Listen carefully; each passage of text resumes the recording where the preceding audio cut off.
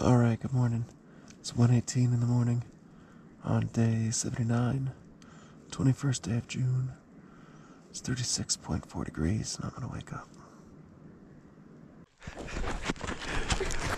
Oh, right, good morning again. It is 3:04 and 26 degrees even. Cooled down quite considerably since I woke up.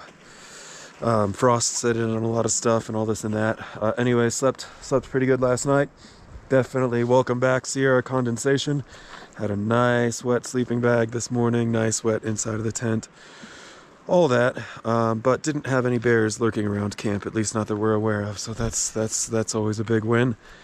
Let's see, anything else really to report? Not really. I mean, slept great, and then as I think I mentioned yesterday, we locked all of our food into the bathroom here, which seemed to work out just fine. Who knows?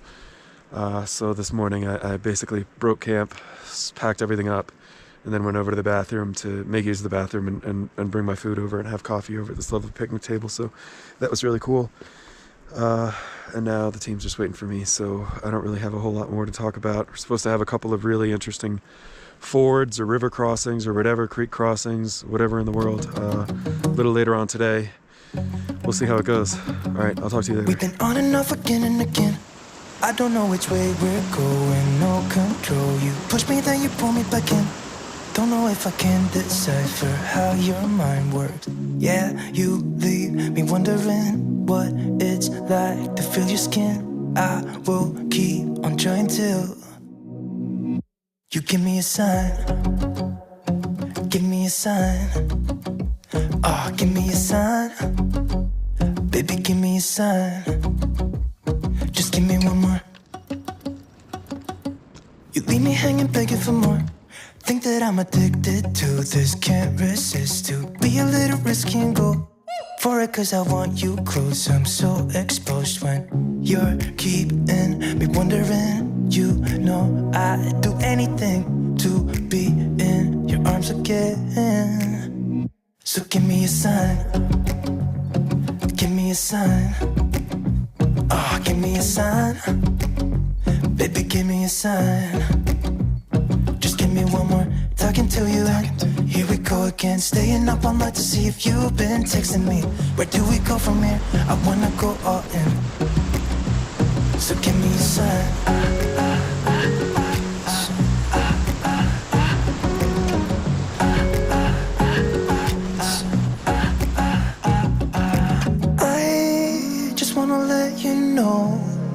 I could go for this, no more tricks. We could take things slow.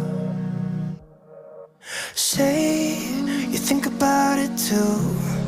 When the lights go out and there's no doubt that I should be with, that I should be. We've been on and off again and again. I don't know which way we're going, no control. You push me, then you pull me back in. We've been on and off again and again. I don't know which way we're going, no control. You push me, then you pull me back in.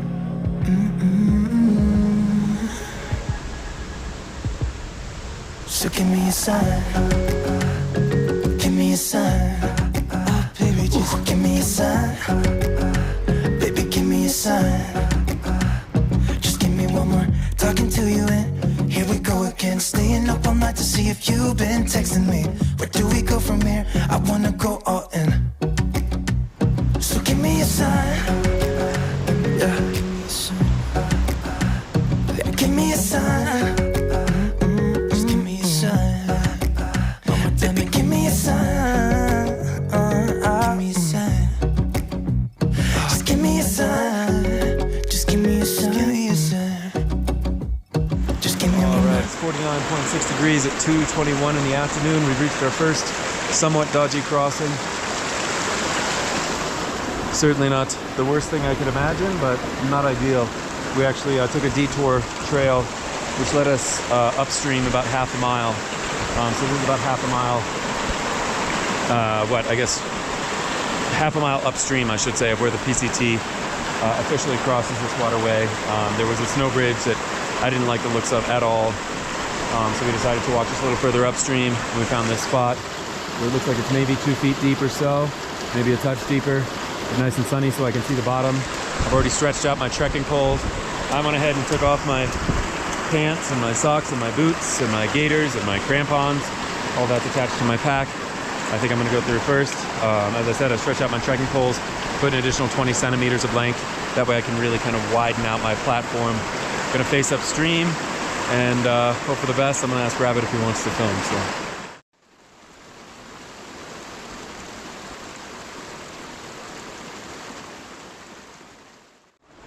4:01 p.m. Thermometer says 54.8 degrees.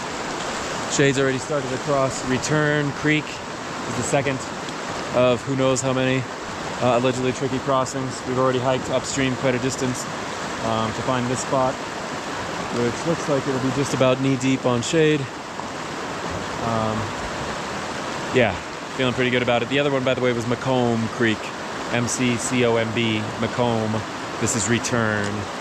So, just like before. Oh, something I didn't mention for the last crossing too, is that I have my waistbands buckled. I know that some people don't like this, but frankly, I've walked, well, depending how you want to count it. This year, I've hiked 900 miles with my waistband buckled, and that's the way I'm used to the weight riding. So I have buckled my waistband. I do buckle my waistband when I do crossings, but usually I also have my fanny pack buckled as well. And I'm not going to buckle that because frankly it makes it way too cumbersome to access my waistband if I need to. So I'm unbuckling my fanny pack. I am buckling my waistband, and I've already taken off my pants and socks and boots and stuff. I'm gonna stretch out my poles and get across this too.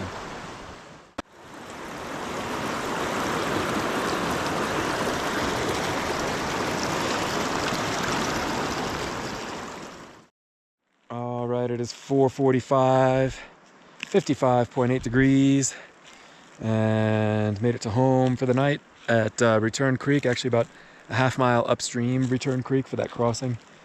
Mile 957.4 for those of you who are so inclined. Definitely a pretty good day. Tuolumne was amazing, super beautiful. Really kind of took our time through there, especially like Tuolumne Falls and crossing the river and stuff like that. Just really wanted to enjoy it, so that's what we did.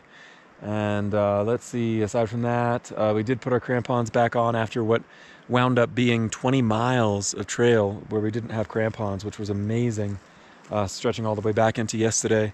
But sure enough, I mean, the time came, we have them, and we needed them, so we put them on.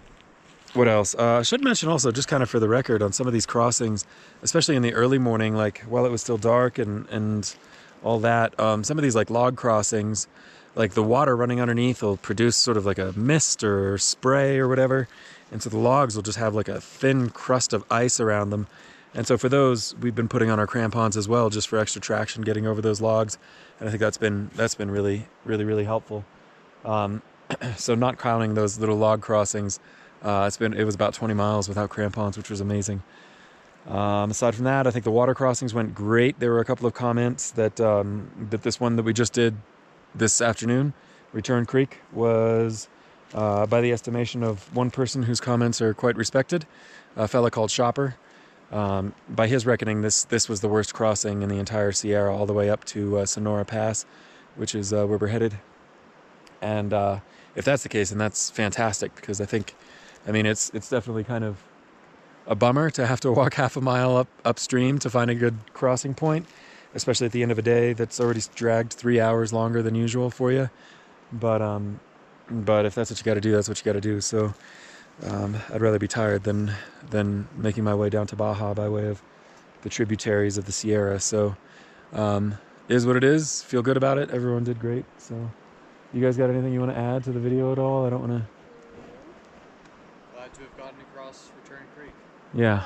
And we have dry ground.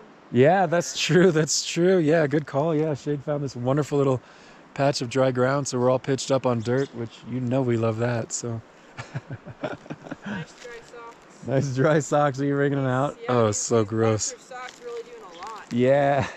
God. All right. Well, on that happy note, I'll talk to you guys tomorrow.